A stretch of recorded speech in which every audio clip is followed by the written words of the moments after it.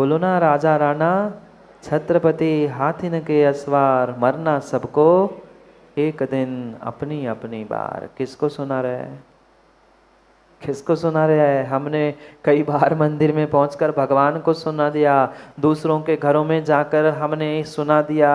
ये तो शरीर नश्वर था, संसार में जो आता है उसको जाना ही पड़ता है, कौन सी नई बात है। पर किसको समझाया? दूसरों को। दूसरों को। पर वही कुछ घटना हमारे जीवन में होती है तो हम बौखला जाते हैं। थोड़ा सा कुछ समाचार यहाँ बैठे बैठे सुनने के लिए मिलता है, धीरज भाई तुम्हारे फैक्ट्री में अमुक हो गया।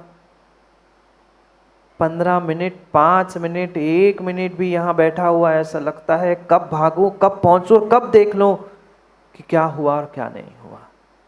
हम जानते बिल्कुल है कि कोई वस्तु इस संसार में स्थिर रहने वाली है ही नहीं है। संसार की प्रत्येक वस्तु नष्ट और ही नष्ट होने वाली है।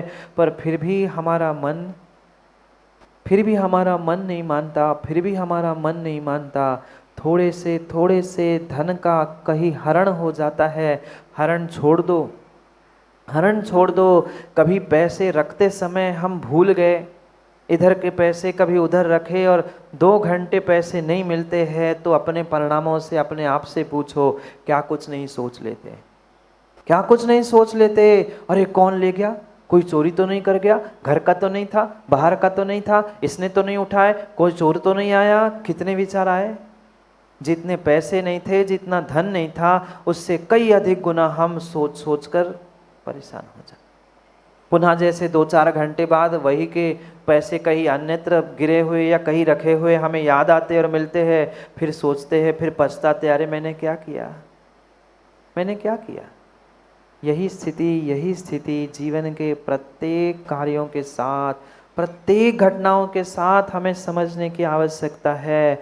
वो तो धन के, पैसों के टुकड़ों के पीछे ही नहीं, हम प्रत्येक कार्य और प्रत्येक घटना के पीछे ऐसे कुचक्रों में और विकल्पों में उलझे हुए हैं। सत्यता यही है। हम भले ही सत्य को स्वीकार कर पाए अथवा ना कर पाए, पर पक्का मानना, इन अपने भीतर के विचारों के ही कारण हम अपने आप से पराजित है, हार चुके हैं। इसलिए सत्य को सत्य समझने का प्रयास नहीं कर पा रहे, सत्य को सत्य समझने का प्रयास नहीं कर पा रहे हैं। ना घर, ना मकान, न धन, न दौलत, जिनको आप अपना मान रहे हो, वह सगा संबंधी भी साथ रहने वाला नहीं है। कितने मकान, कितनी प्रॉपर्टी, कितनी जायदाद, मैं पहले भी पाटोदी जी से पूछ चुका था, पाटोदी जी क्या क्या साथ ले जाएंगे, क्या साथ लाए थे, क्या साथ ले जाएंगे? साथ लाए थे कुछ? न लाए थे ना ले जाएंगे। जानते मात्र यही बैठे बैठे 1 आध घंटा है, बाद में 23 घंटे तो हमारी परिणति, बाद में तो 23 घंटे हमारी परिणति बिल्कुल वैसे की वैसे ही हो जाती है। यही आधा 1 घंटा सुनते सुनते लगता है कि नहीं बिल्कुल सही कह रहे, सब छोड़ना चाहिए, सब व्यर्थ है। पर कब तक? कब तक? बस यहाँ जब तक बैठे हैं चेयरमैन बन के, तब तक। जैसे ही कुर्सी से उठे, जिनवाणी की, कायोत्सर्ग किया, सब समाप्त।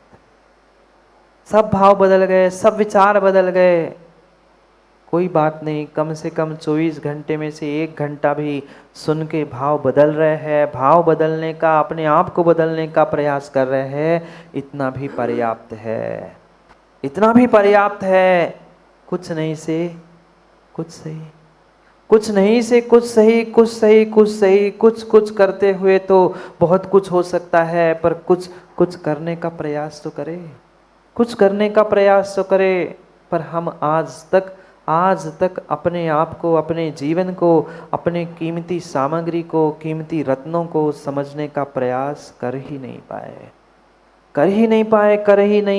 तुम्हारे पिता ने भी तुम्हें 3 रत्न दिए हैं, पर क्या हम रक्षा कर पाए? क्या हम इस विषम पंचम काल की विषमताओं को, विसंगतियों को, लगी हुई विषय कषायों की आग से अपने दिए हुए उन रत्नों की सुरक्षा कर पाए। माँ कोई जड़ रत्न नहीं है, कोई जड़ रत्न नहीं है जो आप डायमंड सेट बनाकर गले में कान में पहन लो, कोई सेट नहीं, कोई हीरे नहीं।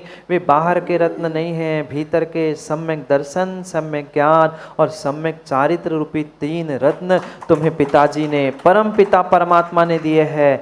हम पहचान पाए? हम नहीं पहचान पाए, क्योंकि आज की भौतिकता की चकाचौंध में उन कांच के टुकड़े ही इतने चमक रहे, कांच के टुकड़े ही इतने चमक रहे हैं कि हम भूल गए हैं कांच के टुकड़े कौन से हैं और हमारे पिता ने, हम परम पिता परमात्मा ने दिए हैं रत्नत्रय के 3 रत्न कौन से हैं। उन विषय कषायों की अग्नि में झुलस रहे हैं हर पल, हर पल, हर पल। हर इंसान झुलस रहा है विषय कषायों में, नहीं झुलस रहे। एक क्षण ही शायद विरला कभी जाता है कि व्यक्ति विषय कषायों से दूर है, विषयों के, इंद्रियों के विषयों से दूर होता है तो 4 कषाय पकड़ लेती है, 4 कषायों से जैसे तैसे छूटता है तो कहीं ना कहीं पुनः इंद्रियों के विषयों में वह जीव उलझा रह जाता है। कभी तो इससे, इस अग्नि से अपनी सुरक्षा, अपने 3 रत्नों की सुरक्षा करने का प्रयास तो करो। कोई दूसरा बचाने आने वाला नहीं है। जलना सबको है, जलना सबको है, जलना सबको है। जलना है कि नहीं? अंतर इतना है, अंतर इतना है, अपनी अपनी बार। क्या पढ़ा अभी? मरना सबको एक दिन, अपनी अपनी बार। कोई आज, कोई कल, कोई परसों, कोई 8 दिन बाद, कोई महीने बाद, पर मरना सबको सबको सबको पक्का है। सबकी मृत्यु नियत है, सबकी मृत्यु नियत है। जो संसार में आया है उसका मरना ये बहुत आम बात है। आम देखा? आम बात किसे कहते हैं? जो सामान्य बात होती है उसे आम बात कहते हैं। वह आम शब्द ही आपको आम बात कह रहा है, आम शब्द ही आम बात कह रहा है। आना और मरना ये बहुत आम बात है। संसार में आना जितना आम बात है, ऐसी संसार से मरण को, मृत्यु को प्राप्त करना ये आम बात है। समझ में आई? आम फल नहीं, आम बात कह रहा हूँ। बहुत सामान्य, बहुत सामान्य, बहुत आम बात है। आए हो तो जाना पड़ेगा, आए हो तो जाना पड़ेगा। और जाने से पहले, जाने से पहले जो इस पर्याय में आते आते आपने प्राप्त किया था, सब यही का यही छोड़ जाना है। कितने कितने कितने सुंदर किले और कितने सुंदर महल बनाए। आपके लखनऊ की तो खासियत है जागे जी, भूल भुलैया। किस लिए बनाया था? किस लिए बनाया था? शत्रु हजारों लाखों की भी तादाद में आ जाए, वो दरवाजे ही खोजता रहे, इस गली उस गली करते करते, ना अंदर आ पाए तो बाहर ना जा पाए। पर क्या बनाने वाले को बचा पाए? क्या बनाने वाले को बचा पाए? भले ही शत्रु पहुंचे ना पर पहुंचे, पर आयु रूपी, आयु कर्म रूपी शत्रु तो उन दरवाजों से कहाँ से आया? अगर वह यमराज भी अगर दरवाजे से आता तो आपके लखनऊ के उस भूल भुलैया में भूल जाता, पर आयु कर्म कभी दरवाजे खिड़की से नहीं आता, नहीं आता, नहीं आता। वो कभी किसी से कह के नहीं आता। ग्राहक और मृत्यु ये 2 ऐसे हैं, ग्राहक और यमराज 2 ऐसे हैं, वे कभी बताकर नहीं आते, बिना बताए बिना बताई आते हैं। और वो भी जरूरी नहीं है मृत्यु दरवाजे पर दस्तक दे के आ जाए। जब आयु समाप्त होगी ये पक्का मान लेना, कोई बचाने आने वाला नहीं है। नियत है, नियत है। बड़े बड़े किले और बड़े बड़े महल तो ढह गए, क्या बचा? कितनी विभूति, कितनी विभूति, क्या कुछ नहीं हमने सुना। वो सोने की लंका, सोने की द्वारिका और कितने बड़े बड़े दृष्टांत हमारे आगम ग्रंथों में लिखा है। कुछ देखने के लिए मिल रहा है? नहीं मिल रहा है। क्यों? क्योंकि जो उत्पन्न होगा वो नष्ट होगा। ये नियत है, ये संसार का नियम है, ये संसार के प्रत्येक द्रव्य का नियम है। उत्पाद व्यय ये संसार के द्रव्य का स्वरूप है। जहाँ उत्पन्न होता है वहाँ नष्ट होना नियत है। आपका भी जितना जन्म लेना सामान्य है, संसार में आना सामान्य है, उतना ही संसार से जाना भी तय है। नहीं जाओगे क्या? किस किस की सेटिंग है? आदिश भाई की तो होगी पक्के में सेटिंग। किसी के साथ कितनी ही सेटिंग हो, पर यमों के साथ, कर्मों के साथ, मृत्यु के साथ किसी की कोई सेटिंग नहीं। कोई सेटिंग नहीं है, कोई सेटिंग नहीं है। दुनिया के हर व्यक्ति, हर इंसान, हर कार्य, हर स्थान में सेटिंग हो सकती है, पर ज्ञानियों मृत्यु के साथ कोई सेटिंग नहीं है। मनुष्य पर्याय मिली है तो समाप्त भी होगी। जो पर्याय प्राप्त की है वो पर्याय समाप्त होगी। हम क्यों बिलख रहे, क्यों तड़प रहे, क्यों रो रहे हैं? आज किसी को कह दिया जाए, आज किसी को कह दिया जाए कि रितेश भाई तुम्हारी 7 दिन में मृत्यु होने वाली है, क्या होगा? अभी घर वाले आएंगे मेरे पीछे पड़ेंगे, महाराज क्यों बद्दुआ दे रहे हमें?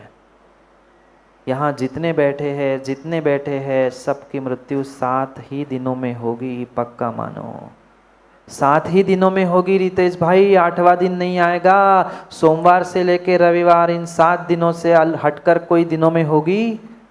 7 आज से नहीं गिन रहा हूँ, 7 दिन, सोमवार, मंगलवार, बुधवार, गुरुवार, शुक्रवार, शनिवार और रविवार, इन 7 दिनों के अलावा 8वां दिन कभी बनेगा? कभी नहीं आएगा। जिनकी भी मृत्यु होगी, जितने बैठे हैं ना, वे 7 दिनों में ही मरने वाले हैं। पाटोदी जी तैयारी रखना, 7 दिनों में, 7 ही दिनों में मृत्यु होगी। 8वां दिन किसी की जिंदगी में आने वाला नहीं है। आया क्या किसी के? ना आएगा, ना आ चुका है, ना आज आने वाला है। इसलिए सोच समझकर तैयारी करके रख लो, सोच समझकर तैयारी करके रख लो, बाहर की नहीं। कितने ही सुरक्षा कोड बना लेना, कितने ही सुरक्षा के लिए बॉडीगार्ड भी रख लेना। आजकल चलता है ना बीए बॉडीगार्ड, पर ध्यान रखना भारत का इतिहास है, भारत का इतिहास है। जो बाहर का नहीं कर पाता है वह नजदीक का बॉडीगार्ड ही, समझ रहे हैं ना आप लोग?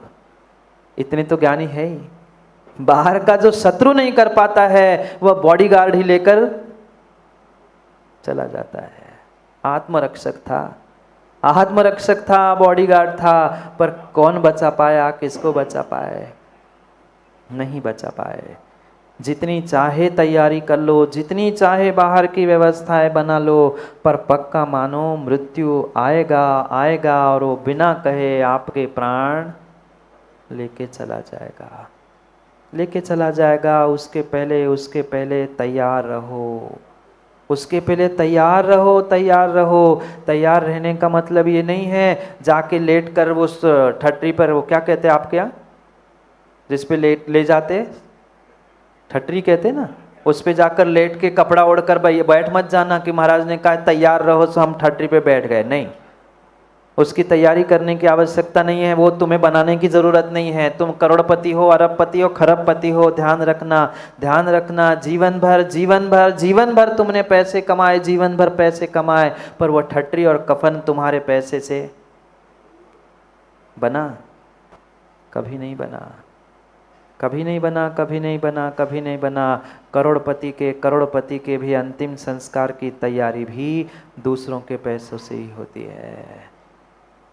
जीवन भर तुमने पैसे जोड़ लिए, धन जोड़ लिया, पर अंतिम समय जब निकट आता है या अंतिम समय निकल जाता है, मृत्यु हो जाती है, तुमने कमाए हुए पैसों के बारे में दुनिया चर्चा करती है कि इनके पैसे अब मैं इन पर खर्च करूं कि नहीं करूं।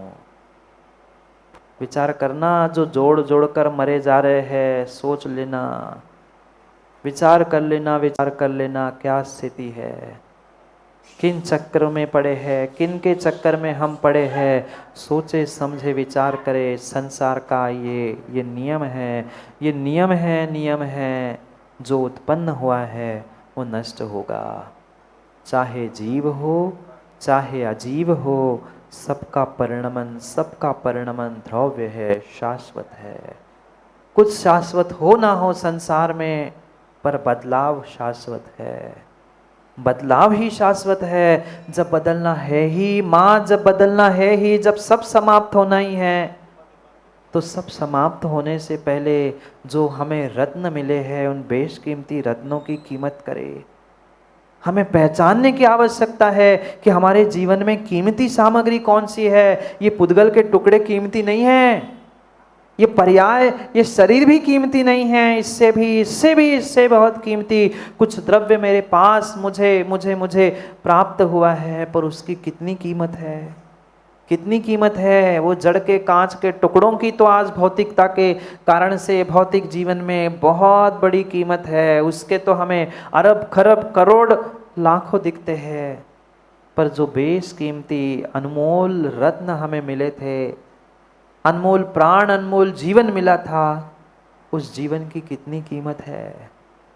जब तक इस बेशकीमती जीवन की कीमत हम नहीं पहचान पाएंगे, तब तक ध्यान रखना हमारा जीवन नेक नहीं हो सकता। नेक नहीं हो सकता। जीवन को नेक करने का ही प्रयास हम कर रहे थे कुछ दिनों से, मैं नीति सुधा बिंदु ग्रंथ के माध्यम से नीतियाँ सिखा रहे हैं आचार्य भगवान, जीवन जीने का तरीका सिखा रहे हैं, जीवन की कीमत करने का तरीका सिखा रहे हैं। जो मिला है उसका तरीका सीखो, उसका सदुपयोग करना सीखो।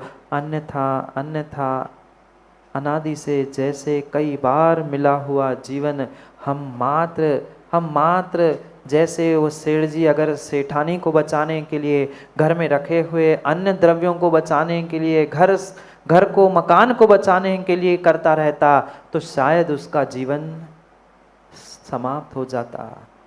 ऐसे ही हम भी भूल करते आए। जो कीमती वस्तु थी, मेरे भीतर की कीमती वस्तु थी, उसको हमने आज तक पहचाना ही नहीं। और जिसकी कीमत वास्तव में नहीं थी, ऐसे जड़ पुद्गल वस्तुओं के पीछे मैं दौड़ता भागता अपने जीवन को समाप्त करता रहा। ये पक्का है कि जीवन नष्ट होगा, ये पर्याय नष्ट होगी, पर पहले कीमती जीवन के पलों को हम जी कर देखे। जब तक मिल रहा है तब तक लेने का प्रयास करें। क्योंकि जब जीवन लेता है, पुनः ध्यान रखना, जब जीवन लेता है तो आपकी श्वास भी नहीं छोड़ता, सांसें भी ले जाता है। यही बात आज 2 श्लोक के माध्यम से काम कुमार नंदी महाराज हमें समझा रहे हैं।